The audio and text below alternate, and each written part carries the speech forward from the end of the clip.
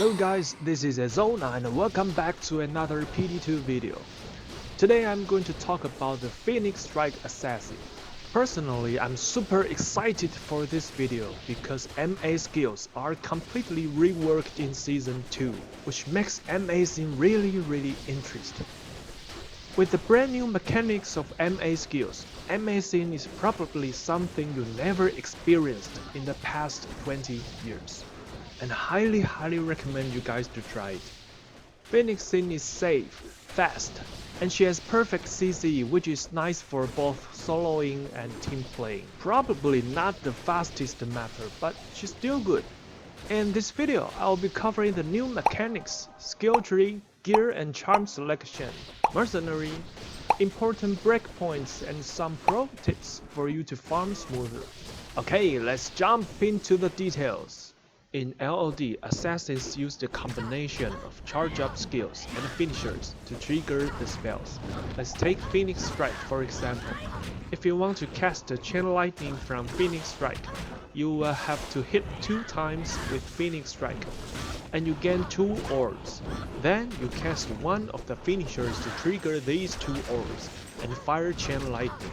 So it's like punch kick. But if you mistakenly hit over 2 times, you will gain 3 orbs, and your finisher will fire Ice Bolt instead of Chain Lightning. It's kind of annoying because when you hit fast, it's so hard to control the numbers of the orb. Not to mention when you're surrounded by monsters, who knows how many orbs you have. Thankfully in PD2 these charge up skills had been improved by a lot. Again, we take Phoenix Strike for example. Your first attack directly fires Martyr. Your second attack directly fires Chain Lightning. And your third attack directly fires Ice Bolt. No finisher needed. Just spam Phoenix Strike and you will see your screen filled with Martyr, Lightning and Ice Bolts. This completely changes the gaming experience and I absolutely love it. And believe me, it's the only one skill in the game that can kill your enemies and blind you at the same time. Oh my god!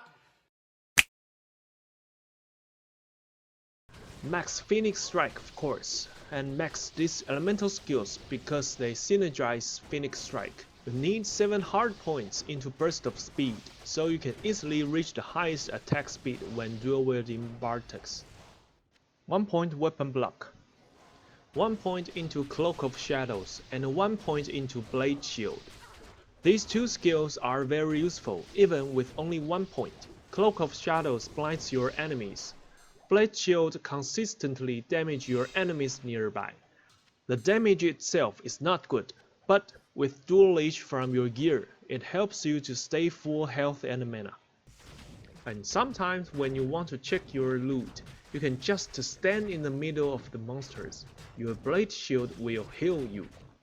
But don't try this on bosses or Fanaticism Might Aura elites.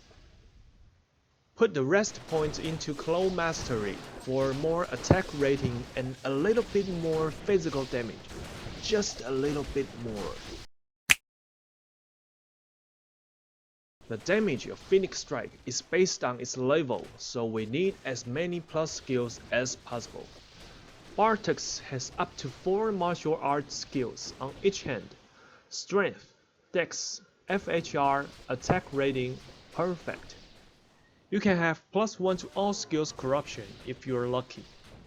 Kira's Guardian is the best in slot helm in my opinion, because it has -10% enemy fire, cold and lightning resistance, and they're exactly what we need. Compared to other helms like Shaco, the +2 to all skills gives about a 6% damage bonus, while Kira's lowers the enemy resistance by 10%. In other words, you deal 10% more damage as long as the monsters have at least 10% resistance. Up to 45 O resistance and cannot be frozen are really helpful. Stone for chest slot. This is also best in slot in my opinion. 1 skill, tons of FHR, some O resistance and most importantly, It's huge defense. According to my test, armor is really important for martial art assassin. I highly recommend you to have at least 10k defense. With defense aura from Act 2 Merc, I have over 12k defense, and my hit chance by monsters is around 25%. If I use Chance of Honor, I will have more skills, more resistance and other useful stats. But my defense will drop to 4.7k, and chance to hit by monsters will increase to 50%. But why is defense important to MA scene? I said in the beginning of the video that Phoenix scene is safe. It's because the ice bolts can freeze monsters, so we're safe. But Assassin herself is not tanky at all.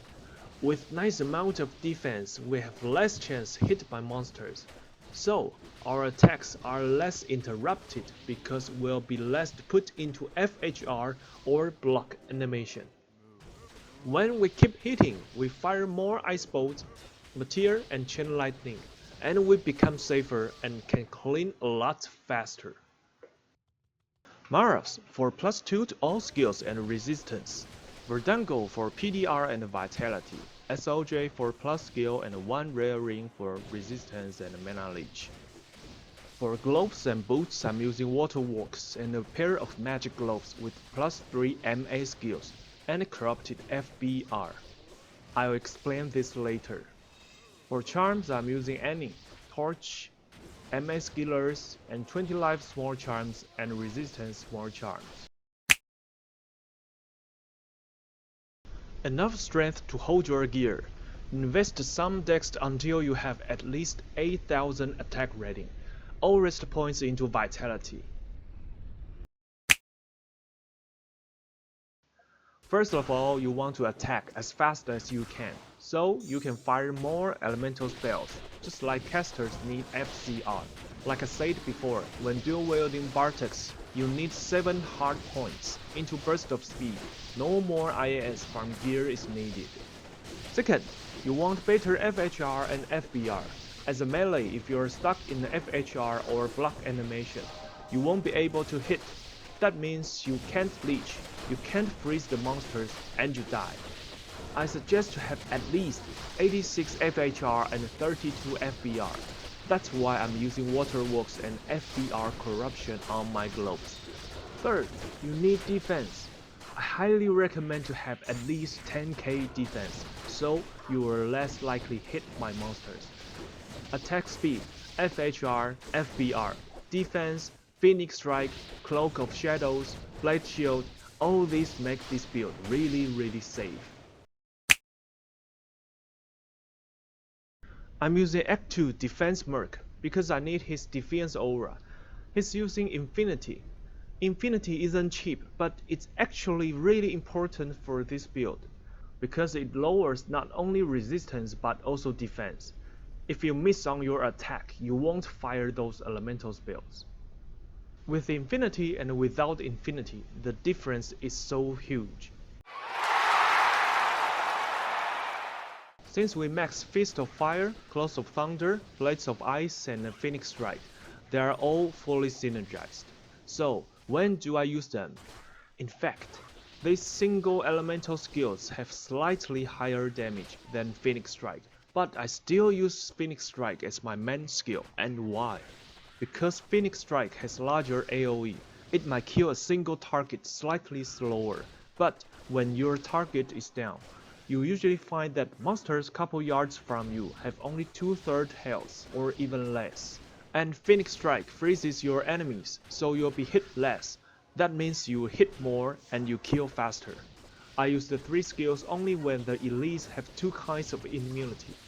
For example, if it's fire and lightning immune, I'll switch to Blades of Ice. For regular monsters, I just spam Phoenix Strike. When you encounter some deadly monsters such as archers with fanaticism aura, or Moonlord that hits really hard and cannot be frozen, cast Cloak of Shadows before you run into them.